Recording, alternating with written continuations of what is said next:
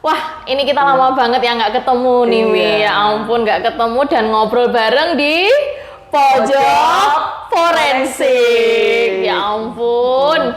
Aduh, Mi. Ini kita hampir ada 7 purnama loh kita nggak ngobrol. Enggak, cuman 2 purnama karena maminya ke Amerika. Oh iya, ya ampun. Ini ada 2 purnama kita nggak ngobrol. Jadi selama 2 purnama ini Mami kesibukannya apa sih?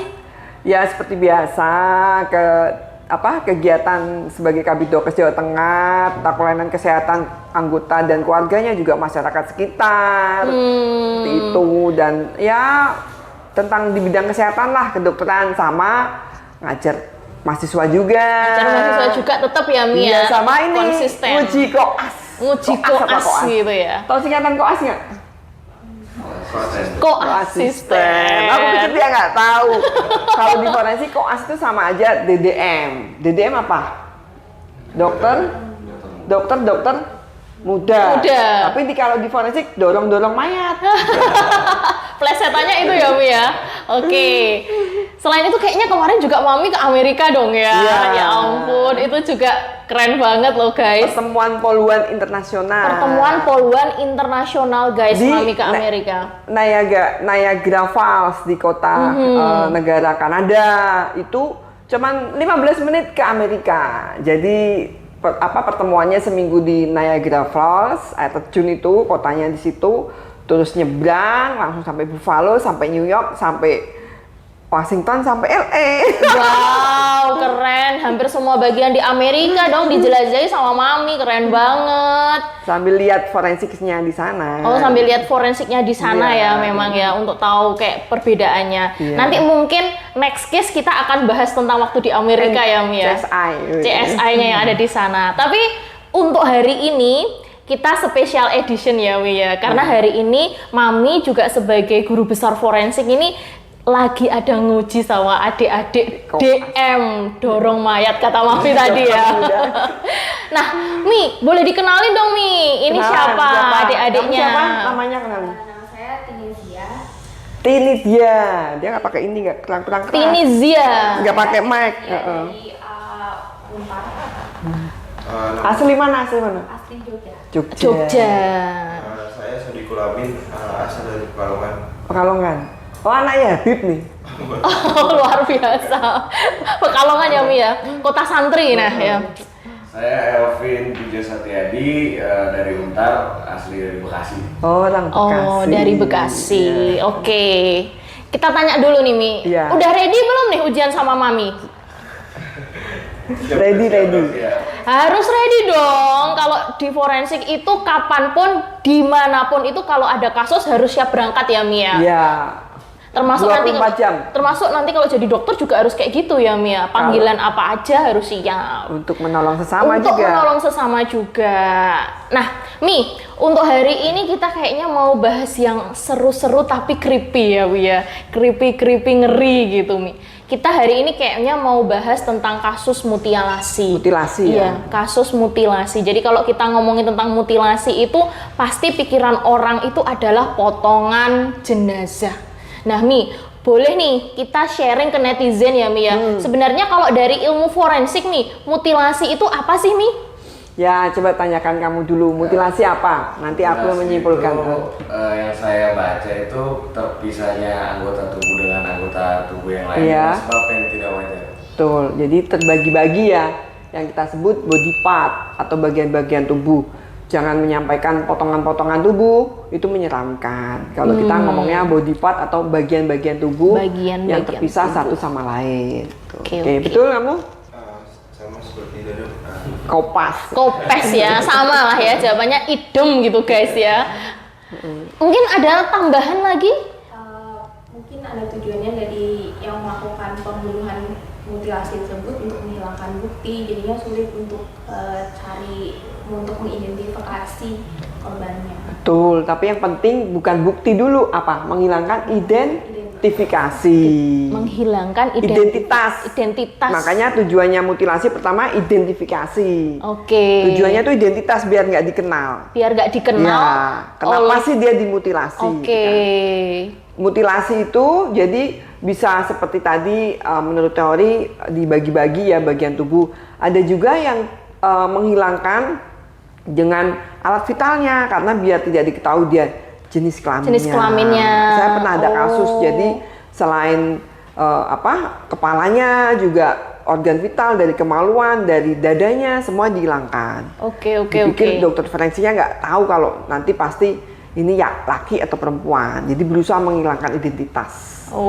Dan tahu tuh ada juga kasus yang dipotong hanya nggak boleh ngomong dipotong ya, dipisahkan hanya dari kepala dan tangan. Karena tidak bisa lihat sidik jari. Karena sekarang kan tim Inavis itu udah canggih-canggih ya, Imabis langsung keluar kan, nama semua kan keluar dari Imabis itu, tim Inavis. Karena ada beberapa kasus dihilangin tangannya. Iya. Oh gitu. Jadi kalau pelakunya pinter, sebenarnya untuk petugas polisinya tuh pasti lebih pinter lagi ya, Mi? Harus begitu, teman-teman. Nah, oke, Mi.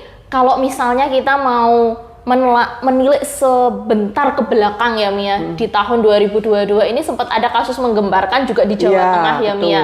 Kalau misalnya ada kasus mutilasi yang dimana, maaf sekali ya, bagian pada kepalanya itu, guys, itu hilang. Dan itu yang dimutilasi itu terduga adalah seorang aparatur sipil negara, Mi. Kalau mungkin Mami bisa memberikan sedikit informasi nih terhadap kasus tersebut, atau tujuannya mungkin ya tetap sama untuk menghilangkan barang bukti, untuk menghilangkan identifikasi seperti itu, Mi. Yang gempar itu kan dulu di Ungaran itu, di bawah jembatan itu, itu kan juga mutilasi ya, tapi kan ditemukan memang di potongan di bagian tangan itu dia megang ATM sehingga bisa terlacak. Itu udah pernah kita bicarakan ya. Di sini yang kita duga aparatur negara itu ASN ya, memang ada laporan kehilangan seperti itu, dan ditemukan jenazah tanpa kepala dengan terpisah-pisah dan terbakar juga kan. Iya betul, terbakar juga, Mi. Setelah kita identifikasi kan kita memang tahu berdasarkan bagian tubuh yang ada itu kita bisa jelaskan nih kepada penyidik. Kira-kira penyidik akan tanya apa?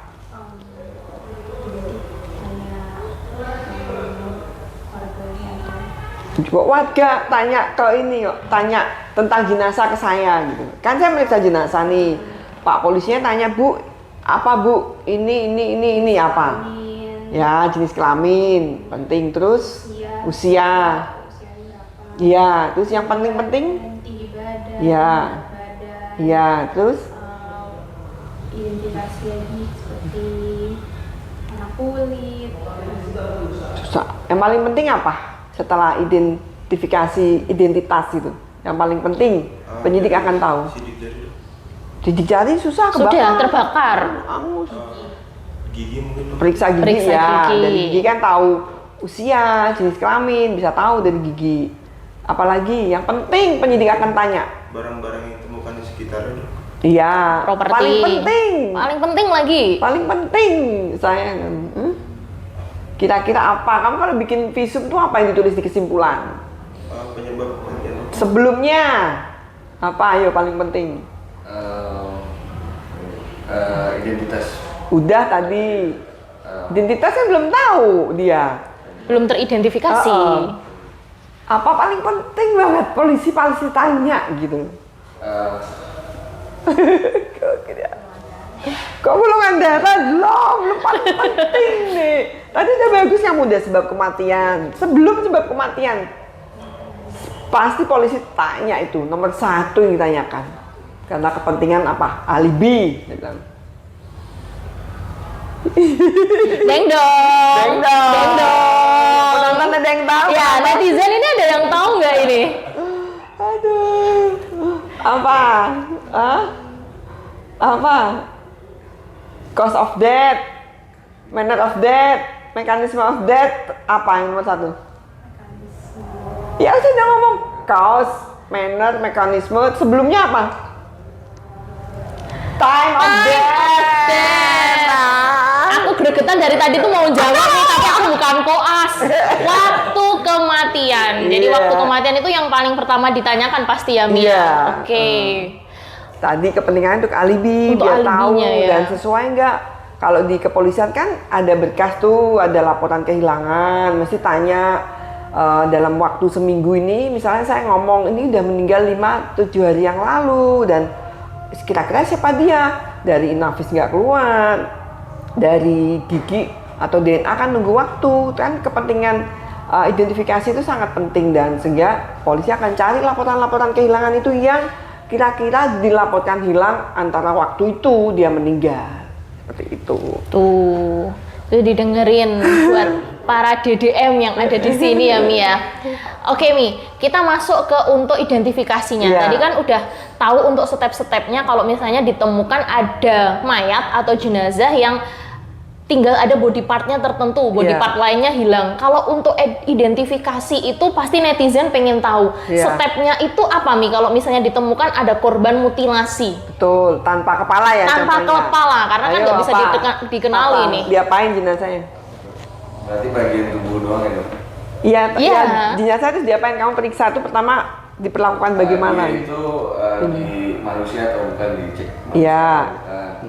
Kemudian itu menentukan jenis kelaminnya dan juga yang tadi panjang badan, tinggi badan, berat dan Diposisikan anatomi dulu, udah terus. yang tadi Dok apa? Ya urutannya udah lah. Taunya kamu jenis kelaminnya perempuan dari mana? Dengan Tanpa kepala lo ya. Misalnya dari apa usia juga, tinggi badan, kira-kira apa? Tanpa kepala tapi yang lainnya ada body partnya ada apa kira-kira? kalau untuk jenis kelamin bisa dilihat dari tulangnya di bagian misalnya pelvic. Di pelvicnya itu biasanya kalau laki-laki itu lebih sempit tapi dia itu panjang, kalau perempuan itu lebih lebar tapi dia itu Iya. pendek. Bahasa Indonesia pelvic apa? Netizen nggak tahu. Iya, nggak ngerti ini. Pinggul nih, Penyidik, kamu ngomongnya kan Iya, ke ngomongnya kan penyidik. langsung ke penyidik ini. di pinggul nih. Atau tulang pinggul ya, panggul. Kemudian untuk jenis kelaminnya, kemudian tadi apa? Jenis kelamin udah. Udah ya kamu usia. Lanjut. Gimana? Kalau usia kan di sini tidak ditentukan dari kepalanya, nggak ada ya. Iya. Mungkin bisa dari apa tanda-tanda dari pubertas dari si jenazah tersebut. Pubertas gimana? Ketan kebakar hangus. Kebakar hangus. Kalau dibakar Yang hangus, sisa masih tulang belulangnya kan? dari tulangnya dok, dari tulang untuk efisis dari Betul. apa belum. Penulangannya. Iya. Udah tumbuh sempurna apa belum kan? Penulang terus. Yang lain kalau tinggal tulang. Iya. Dari panjang tulang. Betul bisa. Nanti kan kita pakai masukkan rumus apa namanya? Rumus Rumus sopong. Oh, telat. Aduh. Rumus. Carl Person Dok. Ya, kalau person. Cow Ya. person. Nah, terus apa lagi? Setelah jenis kelamin, umur, terus Biasanya masih ada sisa-sisa daging yang menempel di tulangnya. iya, Kita cek seperti DNA-nya. ya ambil sampel DNA. Ambil sampel DNA. Kalau habis angus tinggal tulang, kita bisa ngambil sampel DNA? Bisa lah di dalam inti tulangnya ya dalam. Makanya kan sambil lihat penulangannya kan, ossifikasinya itu deh ya. Jangan langsung bingung, penyidik pasti menunggu datanya hasilnya dari adik-adik semua. Gitu ya Dokter Nila ya. Oke, itu kalau untuk step-stepnya saat mau diidentifikasi ya Betul, Mi ya, saat iya. ditemukan jenazah itu pertama Mi. Dan ada lagi yang paling penting, jangan lupa misalnya terbakar atau tidak, kita sisir satu demi satu tulang-tulang itu. Apakah memang dia termutilasi dengan sempurna pinggiran lukanya, kan kita bisa memprofil kira-kira senjata tajam kah, tumpul kah, Tumpul. dari pelaku, ada luka-luka berulang kah, seperti itu. Dan mungkin di tulang itu ada bekas tanda sikatrik, dia pernah operasi, ya kan? Mungkin juga tato atau di kaki atau di tulang-tulang besar kalau orang habis kecelakaan pasang pen, Iya. itu juga untuk identifikasi. Untuk identifikasi, Mila. karena kan pennya itu Pennya. kan ada identitasnya juga. Ya, itu pasang kan pen di mana itu di ada. mana di nomor pennya Iya, itu nomor pennya ada. bisa dilacak. Saya beberapa kali dapat keterangan identitas jenazah tersebut dari tulang pen. Dari pen yang di tulang tuh. Gitu. Jadi langsung gitu kalau film-film CSI saya nonton, langsung dilihat, pennya, beli di sini, di rumah sakit ini, langsung penyidiknya datang, lihat berkas-berkas, Iya, lihat berkas untuk rekam medisnya, siapa yang pasang di sana. CSI Chicago. CSI Chicago. Ini CSI Semarang. CSI Semarang. Ngeri. Levelnya Chicago sama Semarang, guys. Oke, semakin seru nih ya kalau kita ngomongin tentang mutilasi. Next nih. Kalau misalnya memang semua buktinya sudah ada nih, kita sudah bisa temukan misalnya dari data primer sama untuk data sekundernya, Mia. Oh ya, tadi bahas data primer sama sekunder. Mungkin bisa disimpulin dong untuk adik-adik di sini, data primernya itu apa, data sekundernya itu apa kalau untuk identifikasi?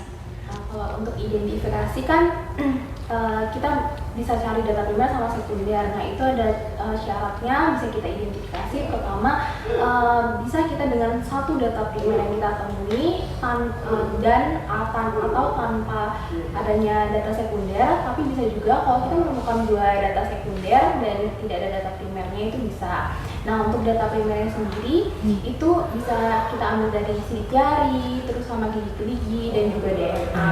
Dan untuk yang data sekundernya seperti propertinya korban, atau rekam medis, atau tadi tanda-tanda yang saya bilang pen, mungkin pernah dioperasi nggak, appendix, pertanyaannya seperti itu ya. Pasang pernah di bypass jantung. Ya, bypass jantung itu biasanya juga. Ya, ringnya itu terlihat juga identitasnya. Ciri khasnya khusus. Gitu. Oke, wih keren. Jangan ngantuk. Oke, Mi. Kalau untuk DNA-nya ya, Mi, kan kita ini sudah nih. Kalau misalnya sudah terbakar itu kan biasanya akhirnya kita pasti akan mencari DNA ya, Mi. Kalau untuk DNA ini yang perlu kita kumpulkan itu apa saja sih, Mi, untuk sampelnya? Mungkin netizen pengen tahu ya. Ayo, ngambil DNA-nya dari mana aja bisa nggak? Untuk ngambil DNA mungkin bisa dari jaringan daging dari si korban tersebut. Iya, yang mudah dulu misalnya ada apa? Darah ada. Darah ada. Kalau nggak ada? Kalau tidak ada darah, mungkin bisa ngambil dari gigi. Gigi nggak ada, kan hilang tulang kepala. Oh iya, kepala sudah hilang. Mungkin dari tulang sumsumnya, susun tulang. Iya. Tulang untuk selanjutnya dagingnya tadi masih ada ya? Kalau ada, ya. Kalau angus? Kalau angus kita bisa ngambil dari apa? Bisa nggak pakaian korban yang bekas terbakar? Bisa dari pakaian korban. Ya, karena pernah melekat di tubuhnya. Pernah melekat di tubuhnya. Ya, itu bisa, ya. Ya, netizen ya harus tahu ya. Jadi kalau ada TKP seperti itu tolong diamankan. Diamankan bagaimana? Jangan diambil, jangan dibawa, biarkan saja. Biarkan saja. Atau ditutup kepepetnya daun pisang. Ya, seadanya ya, seadanya. Yang penting jangan pernah mengambil properti di sekitar korban. Atau dirubah-rubah diambil. Oke, karena itu nanti akan merubah untuk sampai sampel-sampel DNA-nya. Nah, itu tadi udah dijelaskan sama Mas DDM. 100 nilainya koasnya. Keren-keren ya. Hari ini koasnya keren-keren, Wi ya. Pinter-pinter. Iya, pinter-pinter, keren-keren. Udah belajar kayaknya, udah tahu kisi-kisinya kayaknya ya. Oke, terakhir nih, Mi.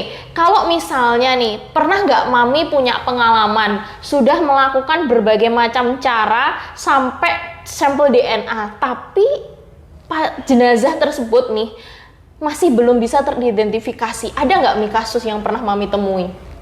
Karena tidak ada pembanding, jadi kita hanya punya profilnya aja kan. Karena kita juga penyidik kesulitan karena tidak ada laporan kehilangan.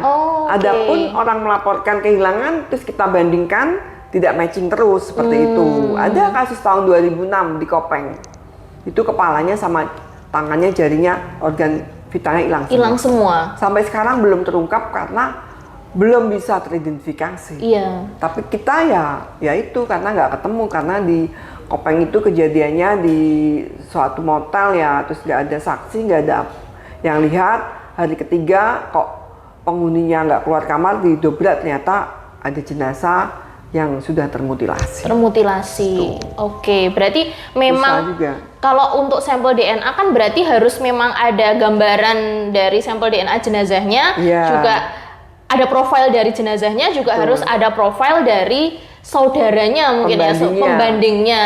Nah, ini untuk pembandingnya kira-kira biasanya siapa ya, Mia? Pembandingnya memang diharapkan kan orang tua atau anak kandung atau saudara kandung. Oke. Kalau nggak ada ya misalnya ada laporan kehilangan diduga dia, kita kan tadi udah dijelaskan ya, dapat ciri-ciri identifikasi dari jenis kelamin, usia, tinggi badan, mungkin ciri tubuh lainnya sesuai dengan data orang yang hilang ini dari missing person. Matching antemortem, tapi untuk primer kan nunggu DNA. Betul. Nah ya sudah, kita kayak kejadian misalnya air crash, pesawat jatuh itu satu keluarga hilang semua, ya kita cari ke properti yang dipakai sehari-hari yang masih ada di rumah. Masih ada di rumah. Mungkin curiga, dia ini kalau kasus pembunuhan ya udah kita ambil, mungkin ada baju dalamnya belum dicuci, terus dia kalau naik motor pakai helm mungkin nempel epitelnya, terus sisir juga bisa. Gitu. Gunting kuku kadang kan masih nempel kukunya. Nempel kutikelnya kuku. Itu gitu netizen. Jadi semua bisa dicari untuk pembanding sampel DNA. Nah, the last but not least, karena nanti kita akan ketemu lagi mungkin dengan DDM yang lain. Nih, kalau misalnya, nah ini kan kita tidak bisa mengelak ya Mia, bahwa kasus itu tuh ada nih di sekitar kita. Mungkin Mami bisa kasih edukasi nih ke netizen yang ada di seluruh Indonesia. Kalau menemukan kasus seperti itu, apa yang seharusnya dilakukan untuk step-stepnya, Mi? Selain panik ya, pasti panik. Tolong diamankan aja TKP. Minimal ditutup kalau memang untuk menghormati jenazah ya, ditutup. Kalau ada kain-kain, kalau nggak ada daun pisang atau daun apa di sekitar TKP ya. Dan jangan diapa-apain, itu segera lapor polisi. Itu biarkan saja gitu. Kalau dilaporkan saya yakin polisi pasti datang kok ke TKP itu. Tidak akan membiarkan karena itu suatu kasus yang termasuk tindak pidana ya, kekerasan. Jadi pasti ditindaklanjutin.